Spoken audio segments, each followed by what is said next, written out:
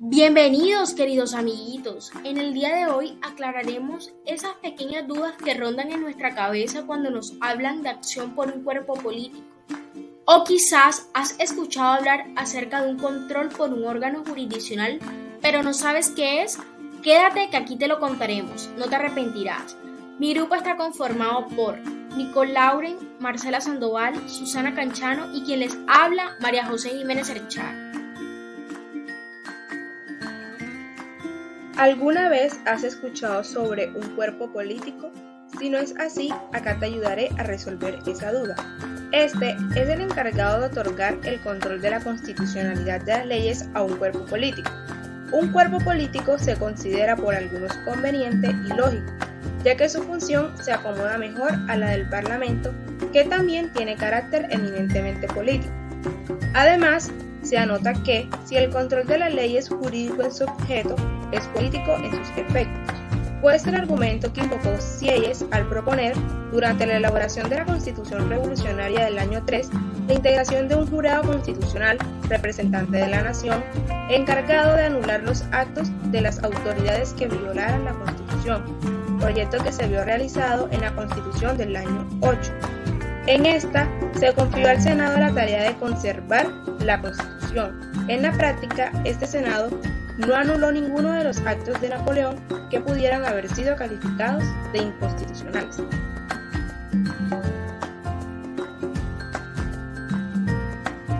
Sin embargo, el control por un cuerpo político, y más concretamente por el propio Parlamento, ha sido la solución adoptada por muchos estados, sobre todo en Europa, donde lo han practicado países como Bélgica, Dinamarca, Finlandia, Holanda, Suecia y Suiza, aunque el modelo esencial ha sido Francia desde el siglo pasado.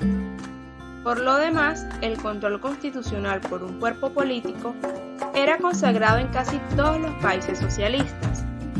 En la extinguida Unión Soviética, el Soviet Supremo era el encargado de controlar el cumplimiento de la Constitución. ¿Alguna vez has escuchado hablar sobre el control por un órgano jurisdiccional y saber qué es? Quédate, te contaremos un poco. Este sistema tuvo origen en la distinción hecha por Lord Coke en los albores de la monarquía limitada en Inglaterra, entre el Common Law o derecho común fundamental y el Statute Law o derecho legal ordinario, consistente en que todos los jueces dejaban de aplicar disposiciones de este cuando eran contrarias a las de aquella.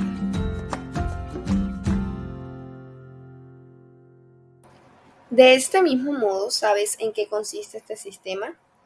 Este sistema consiste, pues, en que es el juez o tribunal a quien corresponde todo el control de la constitucionalidad de la ley. Nota: se considera que el órgano jurisdiccional debe ser el guardián natural de la legalidad, no solo entre los particulares, sino también frente al Estado.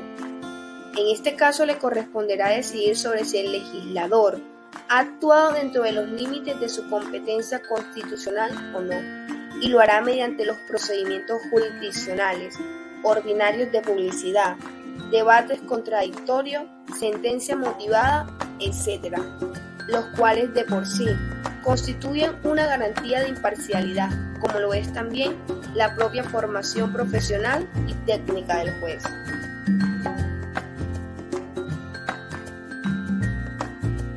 Sin embargo, se han formulado algunos reparos a este sistema. Primero, al sostener que no es lo mismo imponer el respeto a la ley a un particular que someter al Estado. Segundo, que hay intereses sobre los cuales únicamente el Estado está en la capacidad de ser juez, siendo delicado someter su apreciación a una autoridad que no tenga la responsabilidad del gobierno. De este mismo modo, Viscaretti de Rusia por su parte sostiene que se ha considerado casi siempre que no es conveniente mantener los jueces ordinarios ajenos a las decisiones de cuestiones en las cuales no suele faltar cierta dosis política. Y por otra parte, se ha estimado con frecuencia que la preparación y experiencia de los propios jueces no es plenamente idónea para las decisiones de este género. Y José Barthélemy afirma que que es el Parlamento el que juzga la conformidad de su obra con la Constitución y no los jueces.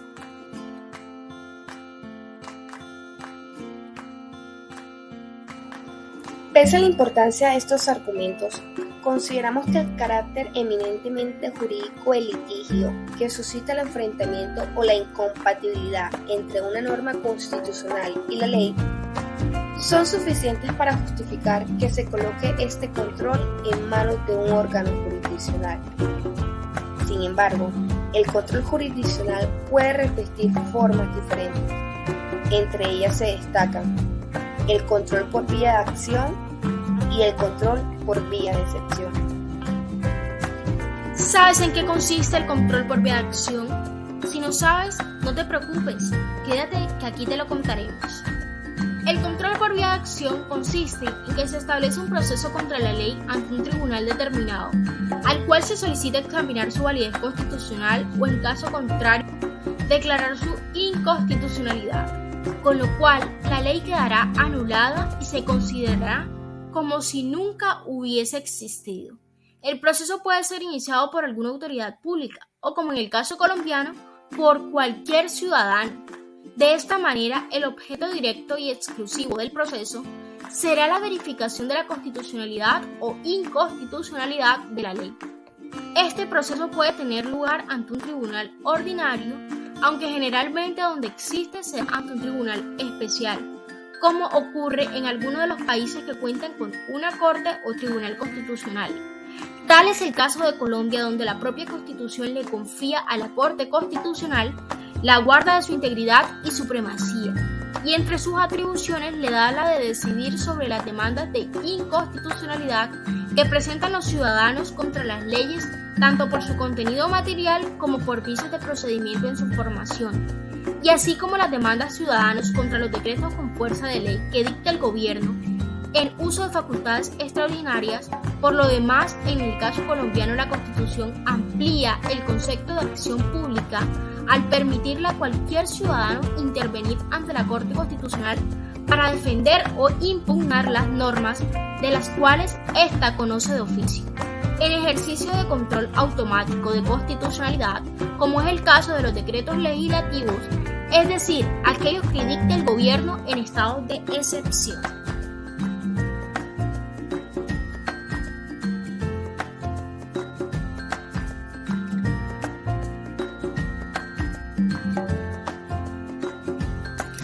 Existen también controles por vía de acción. Está compuesto por la acción pública de inconstitucionalidad. Este es un derecho fundamental que legitima a cualquier ciudadano para demandar ante la Corte Constitucional una ley, decreto, fuerza de ley o los actos legislativos reformatorios de la Constitución, así como también los referendos legislativos, las consultas populares y plebiscitos del orden nacional, con el objeto de que se declare inexequible e inconstitucional por ser violatorio de la Constitución y así restablecer la supremacía de la misma. La acción de nulidad tiene dos modalidades. En primer lugar, encontramos la acción de nulidad por la inconstitucionalidad, la cual es la que procede contra decretos del gobierno que se dicten en ejercicio de función distinta a la administrativa. Es de conocimiento de la Sala Plena del Consejo de Estado y puede ser promovida por cualquier ciudadano. La acción pública de nulidad tradicional es el derecho que tiene todo ciudadano para solicitar mediante demanda ante la jurisdicción contencioso administrativa, consejos de Estado y tribunales contenciosos administrativos competentes, la anulación de un acto administrativo que se encuentre en contra de la ley por irregularidades de fondo. En segundo lugar, tenemos la acción de tutela. De conformidad con el artículo 86 de la Constitución Política, toda persona tendrá acción para reclamar ante jueces la protección inmediata de sus derechos constitucionales fundamentales, tales como el derecho a la vida, a la libertad, etc. Control por vía de excepción. De conformidad con el artículo 4 de la Constitución Política, cuando se presenta incompatibilidad entre la Constitución y una ley u otra norma jurídica, deberán aplicarse las disposiciones constitucionales. De este precepto se deriva la guarda de la Constitución a través de la excepción de inconstitucionalidad. En este sistema, el proceso ya no es ofensivo. Para invocar la inconstitucionalidad de la ley, es necesario que ésta haya sido aplicada, es decir, que no interviene sino de manera incidental a propósito de un proceso, y a título de excepción presentada por una de las partes en él. En este caso, si el juez encuentra fundada la demanda de inconstitucionalidad, dejará de aplicar la ley, pero únicamente para quien lo solicitó. Al contrario de lo que sucede en el caso anterior, la ley conserva su eficacia jurídica, es decir, no se anula, y por consiguiente podrá ser aplicada posteriormente, siempre que no se le oponga la excepción de inconstitucionalidad. El objeto de la excepción no es, pues, la anulación, sino la no aplicación de la ley en el proceso establecido. En esta se pueden establecer algunas diferencias muy claras. En el primer sistema, la acción puede ejercitarla cualquier persona y el fallo produce efectos erga omnes, es decir, generales. La excepción solo puede interponerla la parte interesada dentro del litigio y no produce efectos sino respecto de ella, es decir, individuales. Por otra parte, a diferencia de la acción, la excepción de inconstitucionalidad no requiere de tribunales especiales, sino que puede ser conocida por los tribunales ordinarios. Se llegó la hora de poner a prueba tus conocimientos adquiridos durante este video. Empecemos. ¿Cuáles son las formas en las que se puede revestir el control por un órgano jurisdiccional?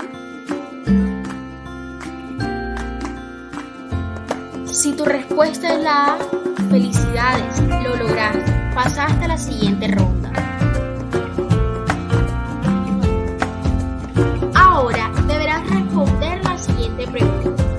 El control por vía de acción está compuesto por... Si tu respuesta es la B, felicidades, lograste pasar el desafío.